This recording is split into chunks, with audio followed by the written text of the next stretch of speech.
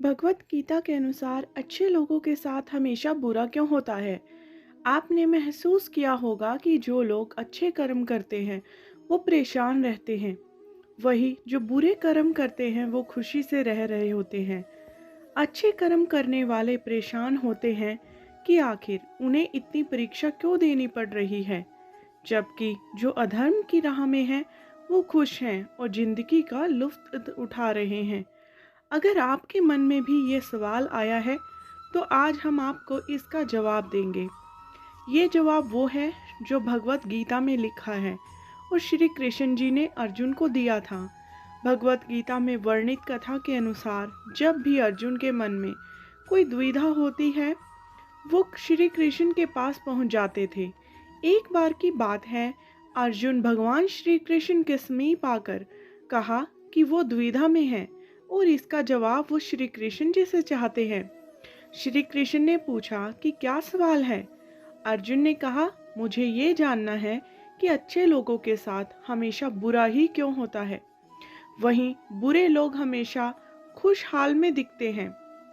अर्जुन के मुंह से ऐसी बातें सुनकर श्री कृष्ण जी मुस्कुराए और कहा, मनुष्य जैसा सोचता है और महसूस करता है, वैसा कुछ नहीं होता है, बल्कि अज्ञानता की वजह से वो सच्चाई नहीं समझ पाता। अर्जुन उनकी ये बात समझ नहीं पाए। इसके बाद श्री कृष्ण जी ने क्या कहा, वो जानते हैं। श्री कृष्ण जी ने अर्जुन से कहा, पार्थ, मैं तुम्हें एक कथा सुनाता हूँ। उसे सुनकर तुम समझ जाओगे कि हर प्राणी को उसके कर्म के हिसाब से ही फल मिलता है। प्रकृति हर किसी को अपनी राह चुनने का मौका देती है। अब वो मनुष्य की इच्छा पर निर्भर करता है कि उसे धर्म की राह चुननी है या फिर अधर्म की। कथा शुरू करते हुए श्री कृष्ण ने कहा, एक नगर में दो पुरुष रहा करते थे। एक पुरुष व्यापारी था, जिसके जीवन में धर्म की बहुत महत्वता थी। वो पूजा पाठ में यकीन रखता था। वो हर रोज मंदिर जाता था और दान धर्म भी करता था और हर रोज भगवान की पूजा करता था।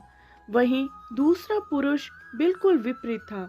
वो हर रोज मंदिर तो जाता था, लेकिन पूजा करने नहीं, बल्कि मंदिर के बाहर से जूते चप्पल चुराने।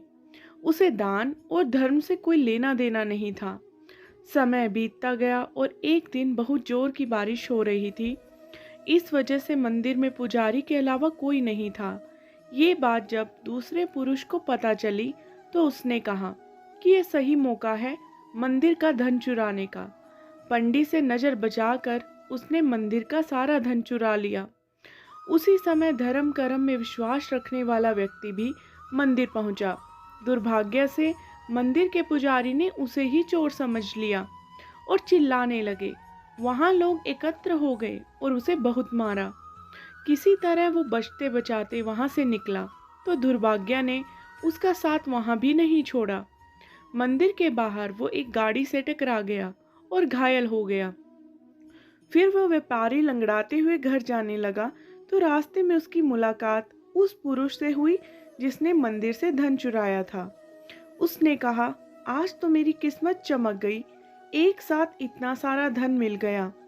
ये सब देखकर उसे बहुत बुरा लगा और उसने अपने घर से भगवान की सारी तस्वीरें निकाल दी। कुछ सालों बाद दोनों की पुरुषों की मृत्यु हो गई। मरने के बाद जब दोनों यमराज की सभा में पहुंचे और भले पुरुष ने दूसरे व्यक्ति को देखा, तो उसे बहुत गुस्सा आया। उसने क्रोधित होकर यमराज से पूछ ही लिया, मैं तो हमेशा अच्छे कर्म करता था, दान में विश्वास भी रखता था, लेकिन उसके बदले जीवन भर मुझे अपमान और दर्द ही मिला है, और इस व्यक्ति को नोटों से भरी पोटली। आखिर ऐसा भेदभाव क्यों? इस पर यमराज ने कहा, पुत्र, तुम गलत समझ रहे हो। जिस दिन तुम्हारी गाड़ी से टकरा हुई थी, वो दिन तुम्हारे जीवन का आखिरी दिन था, परंतु तुम्हारे अच्छे कर्मों की वजह से तुम्हारी मौत सिर्फ एक छोटी सी चोट में बदल गई। तुम इस दुष्ट व्यक्ति के बारे में जानना चाहते हो? दरअसल इसके भाग्य में राजयोग था, मगर इसके कुकर्मों और अधर्म की वजह से वो सिर्फ एक छोटी सी धन की पोटली में बदल गया।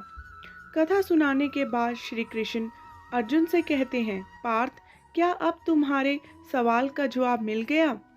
ऐसा सोचना कि भगवान तुम्हारे कर्मों को कर रहे हैं, ये बिल्कुल भी सत्य नहीं है। भगवान हमें कब, क्या, किस रूप में दे रहा है, मनुष्य को समझ में नहीं आता है। मगर आप अच्छे कर्म करते रहें तो भगवान की कृपा हमेशा आप पर बनी रहती है। इसलिए अपने अच्छे कर्मों को बदलना नहीं चाहिए, क्योंकि उसका फल हमें इसी जीवन में मिलता है।